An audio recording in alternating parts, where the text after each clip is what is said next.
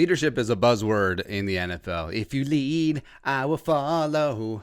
The wife watches way too much Gilmore Girls, but man, what? So the locker room does need veteran leadership, agreed. But also, don't confuse a bunch of old guys with leaders. Like, young guys can certainly lead too, right? And young guys are going to have to step up and lead for the Vikings as they pivot into 2020, as they did lose a lot of veteran leadership, as well as just a bunch of old guys too. So let's talk about who has to step up today. Now, offense generally stays the same, right? So you look at Cousins, Reef, and Rudy. They've been captains for the past 2 years, and this is Kirk Cousins' team now. It fully is win, lose, or draw. That big fat extension, trading Stephon Diggs, the defensive changeover. I mean, it is Kirk Cousins' team. It is employee number 8. He is the God King. He is the GM. He is the whatever. He is the face of the franchise. So he does need to step in and assert himself more. And also, you look back at something like Michigan State, Kirk Cousins. Like that was like a loquacious, happy-go-lucky sort of goofball that everyone sort of followed, right? And I loved that Kirk Cousins. Watching Kirk Cousins, yeah. But 2018 here with the Vikings, new kid at school, trying not to step on any toes, just trying to fit in with some of the clicks and all that stuff. 2019, a little bit more at ease. I mean, the new kid sort of like fitting in a little bit, starting to assert himself. 2020 and beyond, it has to be on Kirk. It is fully on Kirk, sink or swim, for good, for better or for worse, for good or for bad. It's exactly when it's going to be. So it's full on number 8. But also, you look around at like the wide receiver room, and you think of Adam Thielen, longtime veteran, more of a quiet leader. Doesn't have the captain's patch, but also that just because you don't have the C doesn't mean that you can't be a leader. As well as just like everyone with a C isn't necessarily a leader, if you know what I mean. So with Thielen, the only Vikings wide receiver with more than 1 year of experience on the team is Chad Beebe, who was a 2018 UDFA. And I don't know if Chad Beebe is going to be around, but it is absolutely wild. It's completely devoid of players that have experience with the Vikings. And yeah, when Tajay Sharp is your grizzled old veteran, I mean, Tajay was 2016. I think it was when he was drafted, but Diggs is gone. And like 14 and 19, I mean, they could at least bounce stuff off of each other. It really was like a co-opted rulership. It really was just two brothers in arms just doing things, right? So, but now Thielen's alone. Like, Thielen has to be the guy. Thielen has to be, tell us a story, Grandpa. Tell us a story, Pop.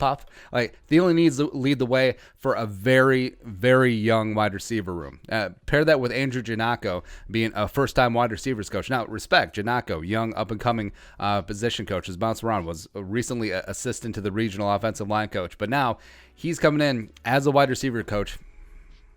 Man, going to be interesting. So 19 really does have to step up and lead the way for the Young Bucks, both in the classroom, both on the field, both by example. Everything has to be on 19. Defensively, so here's where it gets interesting. Defense was where there was the majority of the veteran turnover. So Linval and Everson, as of right now, Everson, I mean, they were team captains the last couple of years. They're gone. They're completely off the books. So say Everson does not return, which I think is probably unlikely at this point. I think he's going to come back. But say that happens.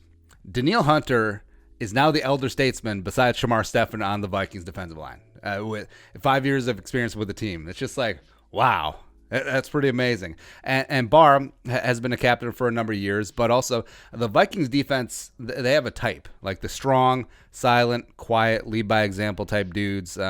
Kendricks, Harrison, Danielle, even Anthony Barr. Just don't get too high, don't get too low, don't get too emotional. Just like show up, do your job, rely on each other, be good teammates, and that works. That's absolutely phenomenal, and it works. Now, they do need to step up a little bit. Like, with Everson gone, like, you don't have to be as boisterous and loquacious of a leader like Everson Griffin. Like, quiet, understated leadership can certainly be effective, especially behind the scenes, especially stuff that us fans don't get to see in the meeting rooms, on the practice field, etc.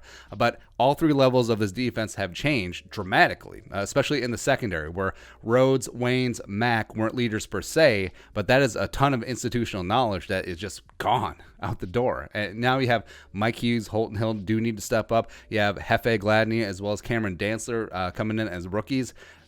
That's a lot of change. And the Vikings defense, if you include slot cornerback as a starter, which I do, they could have 5 new first-time starters on this team, which is just amazing. That is a lot of turnover on a Super Bowl caliber team.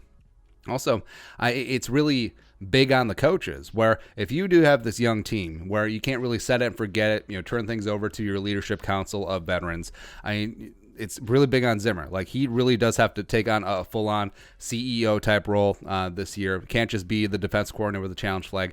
Gary Kubiak, of course, steady hand on that offensive side, is one of the big reasons why he was elevated to offensive coordinator, even though him and Stefanski, I mean, that was a partnership of labor, let's say there, as well as Andre Patterson. Like we said, that very young defensive line, losing Linval, potentially losing Everson, but probably not.